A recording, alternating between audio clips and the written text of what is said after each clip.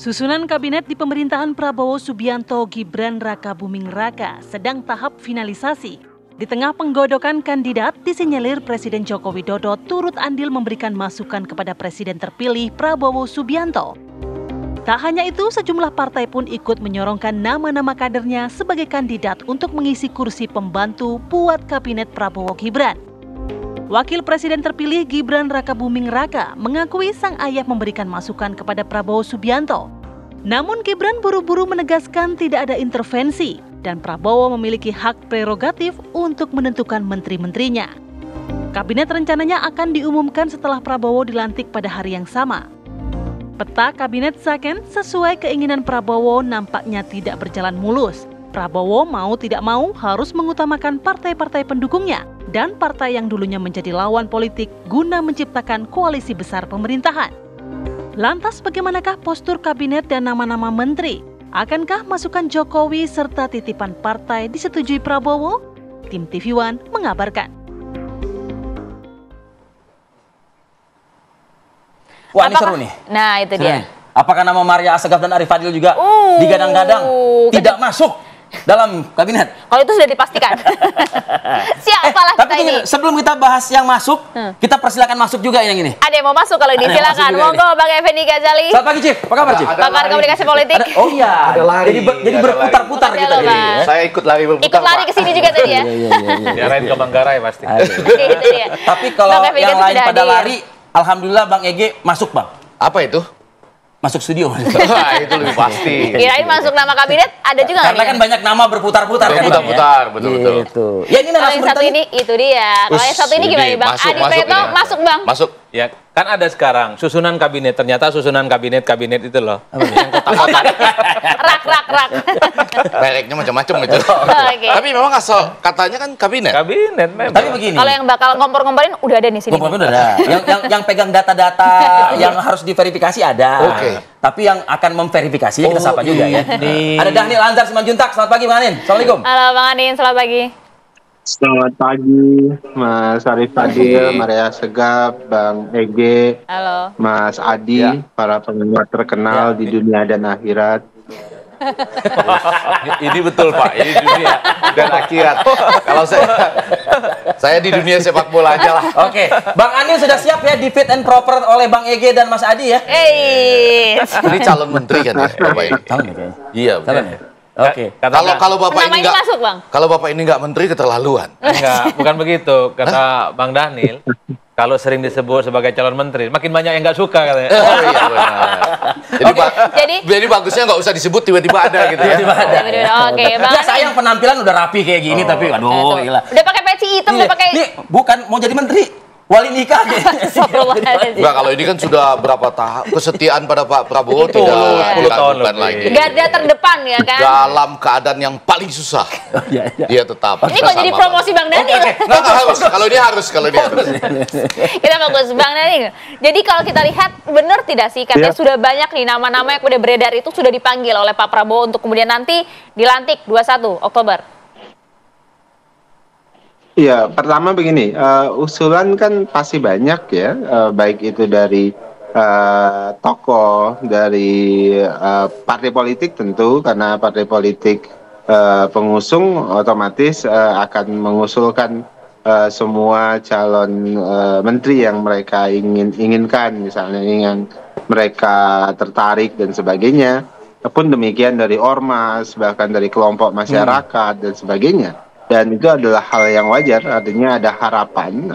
Banyak orang yang sedang berharap juga kemudian menjadi salah satu menteri atau wakil menteri dan sebagainya. Nah, tapi pada prinsipnya kan pada akhirnya Pak Prabowo harus menseleksi sendiri siapa yang kira-kira akan membantu beliau nanti 5 tahun ke depan. Dan proses seleksi itu Bang Dhanil, seleksi berdua ya? Terus berjalan. Bang Dhanil, seleksinya berdua karena Gibran mengatakan ikut diajak. Pak Prabowo, ini kan hak prerogatif Pak Prabowo. Tentu Pak Prabowo menseleksi dari semua usulan, baik usulan siapapun itu. Jadi Pak Prabowo ingin memastikan ini semuanya akan bisa membantu beliau dengan syarat-syarat yang sering saya sebutkan. Pertama integritas, kemudian kompetensi, kemudian ketiga loyalitas. Oke, Bang Daniel, Wapres terpilih juga kemudian ikut menseleksi tidak? Itu pertanyaan Bang Egy tadi. Enggak. Kalau di media disebutkan Pak Gibran ikut diajak diskusi. Enggak. Ini Bang Egy mau nanya, cuman hanya bertanya ikut diajak diskusi atau ikut menyisipkan yang diarahkan oleh bapaknya gitu misalnya. Itu kan nanti terbawa dengan sendirinya. Silakan Bang Tapi Andi kan dijawab. diskusi. Kan itu diskusi. Nanti ada hal-hal yang bisa Betul demikian, ditanya. Bang. Bang Egy jangan memecah belah lah. Bukan. Oh, saya menyatukan. Bang Andi jawab, Bang Andi. Loh, kalau begitu menyatukan malah kan? Oh, iya. Ini suka begitu. Ya, tentu Pak Prabowo ikut berdiskusi, mengajak diskusi semua pihak, ya termasuk ya Mas Gibran ya, yang beliau yang akan membantu Pak Prabowo ya dalam tugas-tugas kepresidenan nanti. Jadi apakah tugas nanti wakil presiden nanti seperti apa? Tentu itu adalah sepenuhnya wewenang Pak Prabowo sebagai presiden, dan itu juga sering disampaikan oleh Pak Prabowo kepada media ketika ada pertanyaan yang apa tugas khusus yang akan diberikan kepada Wapres, tapi sepenuhnya ada di tangan Baik. Pak Prabowo. Oke. Ini kita gosip Langsung. yang ini. Enggak, Langsung karena ke kompornya. Saya sambung sedikit, bukan kompor nih, karena Mas Gibran menyatakan selamat bergabung PKS dalam kabinet. Itu ada loh kalimat itu kemarin. Artinya udah pasti masuk lah nama-nama. Artinya itu dia ya. tahu dalam Oke. diskusinya. Nah, Bang Anda Egy tahu nggak dikonfirmasi siapa diajak nama-namanya diskusi? yang dari PKS? Enggak tahu. Ya, Bang. Dhanil pasti tahu. Tahu ya? Kalau Mas Adi tahu nggak? Saya nggak tahu, yang tahu mungkin Pak Prabowo ya, yang paling tahu tentu Pak Prabowo, kan kemarin baru bertemu dengan PKS, tapi yang jelas Pak Prabowo hari ini berusaha meramu kabinet Indonesia yang unsur keindonesiaannya itu kuat. Unsur keindonesiaan yang kuat saya maksud itu adalah tentu adalah merepresentasikan secara demografis, geografis, etnisitas dan sebagainya. Kemudian beragam kedua nanti nih. ya Ujung tentu partai politik Unsur pasti keindonesiaannya otomatis itu dengan kuat. syarat tadi integritas, mengandung kompetensi naturalisasi. dan loyalitas. Oke. Mas Adi. Adi. Ya, gimana? Ayo dong, ya, Adi yang tolong, model nih. tolong dikonkretkan apa yang disampaikan oleh Bang Anin ini nih. Unsur keindonesiaan yang kuat.